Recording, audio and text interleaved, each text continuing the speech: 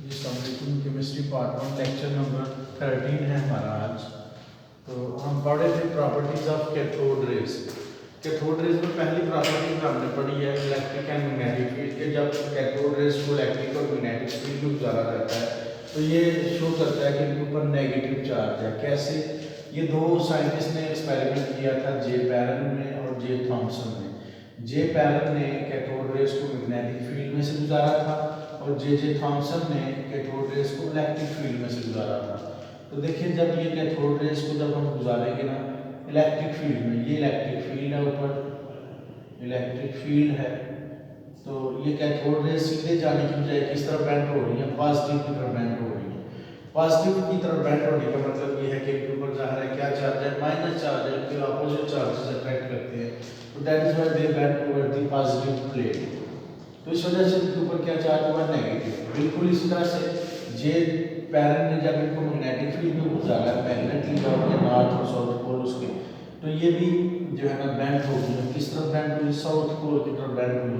तो ये इसकी बेंडिंग भी शो कर रही है कि ये न्यूट्रल नहीं है, बल्कि इसके ऊपर क्या है? नेगेटिव चार्ज है। तो ये पहला एक्सपेरिमेंट इसको साबित करता है कि ये नेगेटिवली चार्ज पार्टिकल है। अब आती है सेकंड प्रॉपर्टी। सेकंड प्रॉपर्टी जो है वो आप इसमें हेडिंग दे सकते हैं फ्लोरिसेंस। फ्लोरिसेंस का मतलब क्या होता है? चमक। सेकंड जो प्रॉपर्टी है ये है फ्लोरिसेंस। फ्लोरिसेंस मीन चमक, शाइन। देखिए, कैथोड रेज को हमने अभी बात की थी कि जब कैथोड रेज मूव करती हैं और किसी चीज़ के ऊपर जाकर टकराती हैं तो उनकी टकराने से चमक प्रोड्यूस होती है। जैसे हमने अभी देखा था कि जब ग्लास वॉल के साथ टकराती हैं, डिस्चार्ज ट्यूब की जो ग्लास वॉल है तो उसके साथ टकराती हैं, तो उसके ऊपर कौन सी कलर की लाइट निकलती है? ग्रीनिश।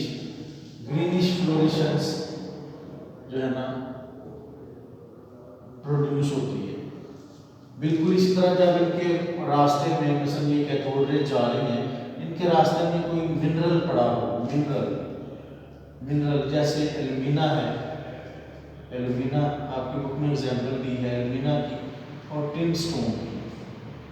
एल्यूमिना और एल्यूमिनियम ऑक्साइड और टिन जो है ये टिन ऑक्साइड को कहते हैं। तो एल्यूमिना के ऊपर जब ये टकराएंगे तो एल्यूमिना से रेड कलर की लाइट प्रोड्यूस होगी, जबकि टिन स्टोन में येलो कलर की रेडिएशन प्रोड्यूस होगी।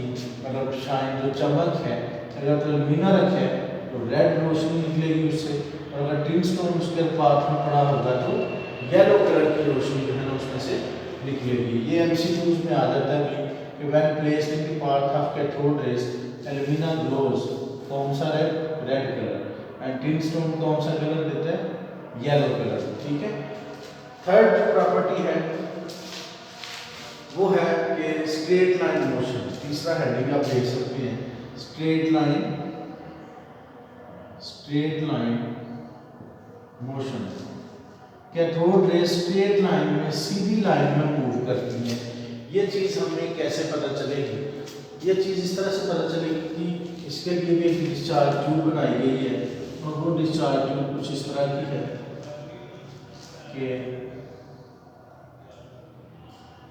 ये डिस्चार्ज ट्यूब है और इसके अंदर कैथोड है और एनोड है।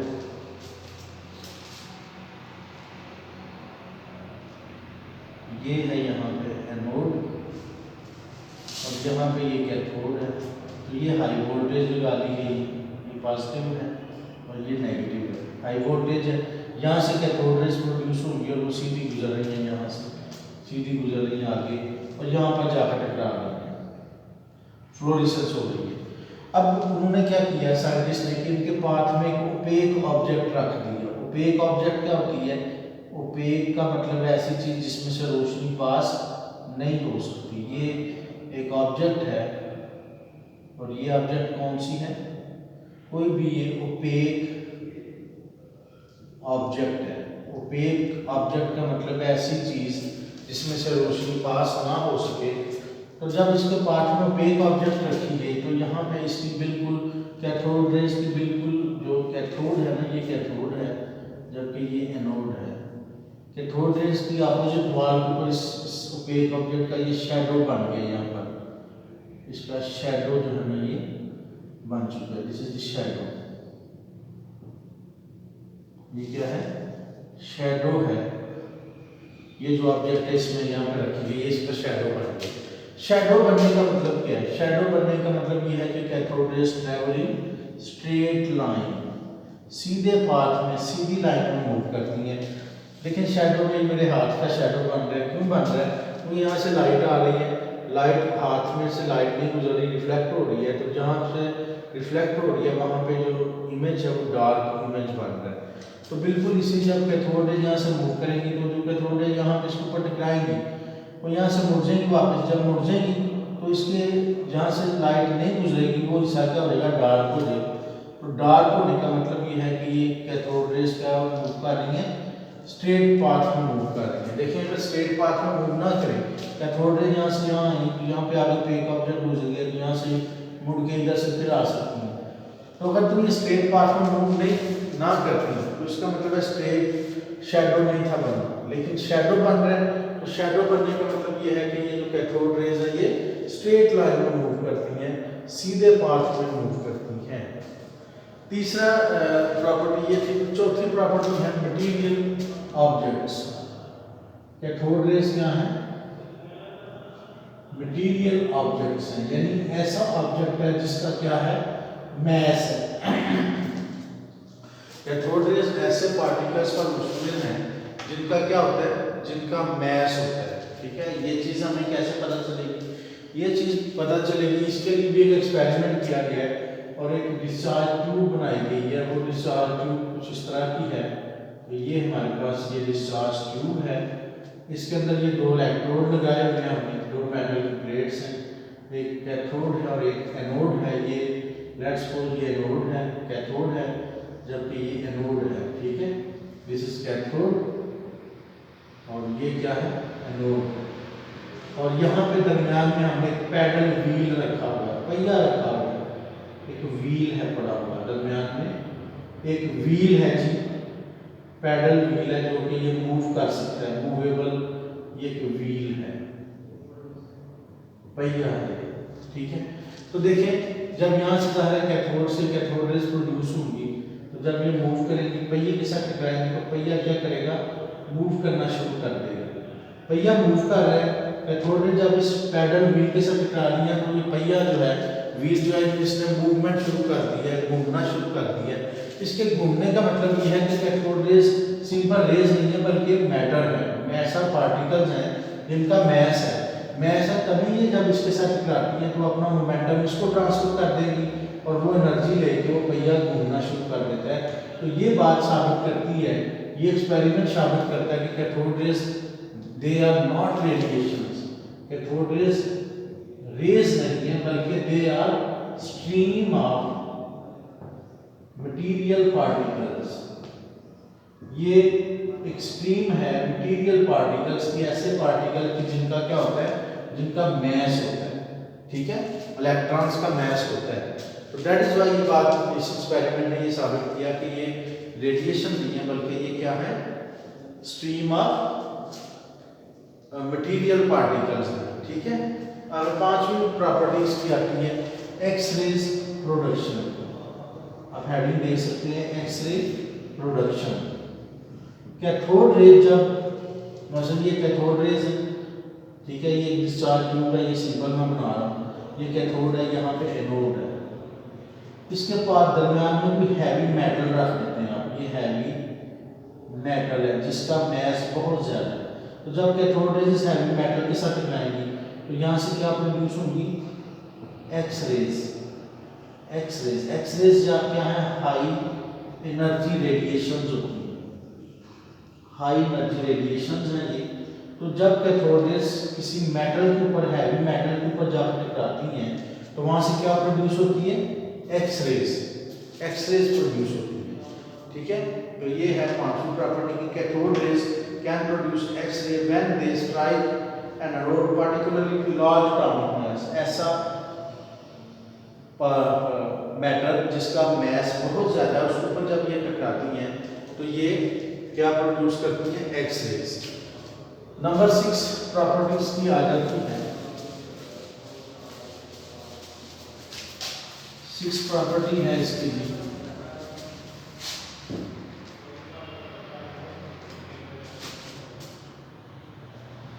हीटिंग इफेक्ट, हेडिंग आप यूज कर सकते हैं, हीटिंग इफेक्ट। कैथोड रेज जब किसी भी चीज के ऊपर जाके टकराती है तो वो क्या हो जाती है, वो चीज हीट अप हो जाती है। Cathode rays heat up the object on which they fall, ठीक है, जिसके ऊपर ये टकराती हैं तो ये हीट अप हो जाती है। ये एक एक्सपेरिमेंट किया गया कि कनकेव मिरर, ये कनकेव मिरर है, इसकी मदद से जब कैथोड रेज यहाँ पे इसके ऊपर आकर टकराएगी तो ये क्या करता है, ये उसको एक खास पॉइंट पे जाकर रेज को फोकस करता है। इस पॉइंट के ऊपर अगर हमने कोई प्लेट रखी हुई है, मतलब एल्यूमिनियम फॉयल रखी हुई है, एल्यूमिनियम की फॉयल रखी हुई है, तो ये फॉयल यहाँ से जलना शुरू कर देगी, ग्लो करना शुरू कर देगी, यानी ये एक पॉइंट पे फोकस हो जाएगा। तो ये यहाँ पे इसका टेम्परेचर क्या हो जाएगा, बढ़ जाएगा, हीट अप हो जाएगी। ग्लो का मतलब है ये जगह जहाँ पे कैथोड रेज फोकस होकर पड़ रही है, ये हीट अप हो जाएगी। ये आपने एक एक्सपेरिमेंट भी किया होगा कि कनकेव मिरर को जब सूरज की रोशनी के सामने रखें, वो सारी रोशनी एक पॉइंट पे जाकर फोकस करता है, और वहाँ पर कोई पेपर वगैरह रखें तो वो पेपर जलना शुरू कर देता है। तो बिल्कुल वैसे ही कैथोड रेज भी जब किसी चीज़ पे ऊपर जाकर टकराती हैं तो वो चीज़ क्या हो जाती है, हीट अप हो जाती है, ठीक है। 7 प्रॉपर्टी है आयोनाइजेशन, 7 प्रॉपर्टी है आयोनाइजेशन। कैथोड रेज जब किसी गैस में से गुजरती हैं तो गैस को क्या कर देती हैं, आयोनाइज कर देती हैं। असल देखें कैथोड रेज इलेक्ट्रॉन्स है ना, जब ये किसी मेटल में से गुजरेंगी, असल ये एटम है, मैटर कंसिस्ट ऑफ एटम, तो जब ये इलेक्ट्रॉन्स के साथ टकराएंगे तो इलेक्ट्रॉन एटम से बाहर निकल जाएंगे। इलेक्ट्रॉन एटम से बाहर निकल जाएंगे तो हमारे पास क्या आ जाएगा, पॉजिटिव आयन बन जाएंगे। ये पॉजिटिव आयन, इस प्रोसेस को कहते हैं आयोनाइजेशन कहते हैं। तो जो कैथोड रेज है वो जब किसी गैस में से गुजरती है तो गैस को क्या कर देती है, आयोनाइज कर देती है, ठीक है। इसी तरह से नंबर 8 प्रॉपर्टी है पेनिट्रेशन पावर। इनकी पेनिट्रेशन, इनकी जो पेनिट्रेशन पावर है वो बहुत ज़्यादा है, हाई पेनिट्रेशन पावर है, यानी किसी चीज़ के अंदर तक ये जा सकती है। मसलन एल्यूमिनियम फॉयल है आपके पास, या गोल्ड फॉयल है, एल्यूमिनियम की बारीक सी पेपर, जैसे ये पेपर नहीं, किताब का पेपर होता है, बिल्कुल वैसा ही जो पेपर है, तो एल्यूमिनियम या गोल्ड फॉयल के अंदर से भी ये कैथोड रेज जो है ना पास हो सकती है। तो ये हाई पेनिट्रेशन पावर होती है। नंबर 9 है रिड्यूसिंग इफेक्ट।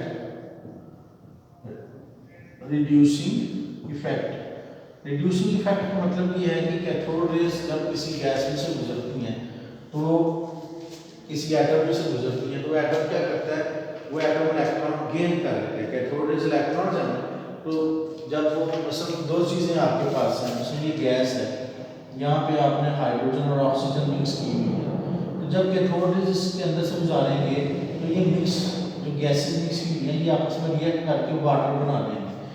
तो रिड्यूसिंग इफेक्ट का मतलब ये है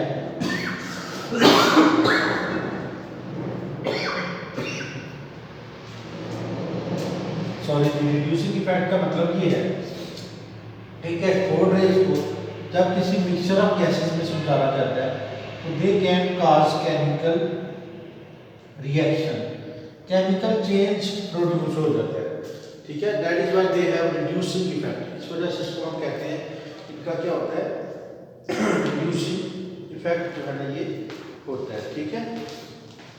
और नेक्स्ट जो प्रॉपर्टी है वो लास्ट प्रॉपर्टी है ई ओवर एम वैल्यू।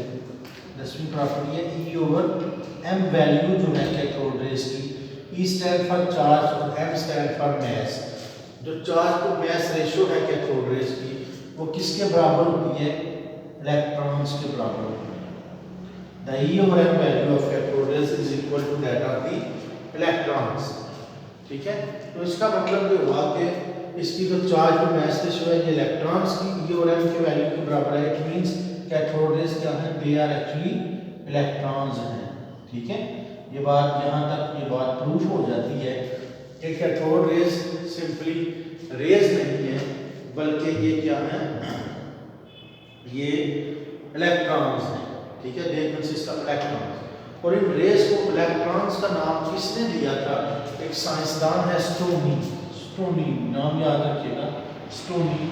उसने इन नेगेटिवली चार्ज पार्टिकल्स को इलेक्ट्रॉन्स का नाम दिया था। ये जो कैथोड रेज है they consist of electrons and this name was given by stony. ठीक है, तो इस तरह से ये कैथोड रेज जो है डिस्कवर हुई और ये बात पता चली कि कैथोड रेज में दे आर एक्चुअली इलेक्ट्रॉन्स। अब इसमें कुछ क्वेश्चन जो है ना शॉर्ट क्वेश्चन आ जाते हैं जो पहले हमने पढ़े थे। आपको मैंने बताया था कि कैथोड रेज से रिलेटेड एक्सरसाइज में भी शॉर्ट क्वेश्चन है। पहला तो शॉर्ट क्वेश्चन ये है कि हमें प्रेशर क्यों कम करना पड़ता है। पहले पिछले लेक्चर में आपको मैंने बताया कि डिस्चार्ज ट्यूब के अंदर प्रेशर को हमें कम करना पड़ता है कैथोड रेज प्रोड्यूस करने के लिए। क्यों?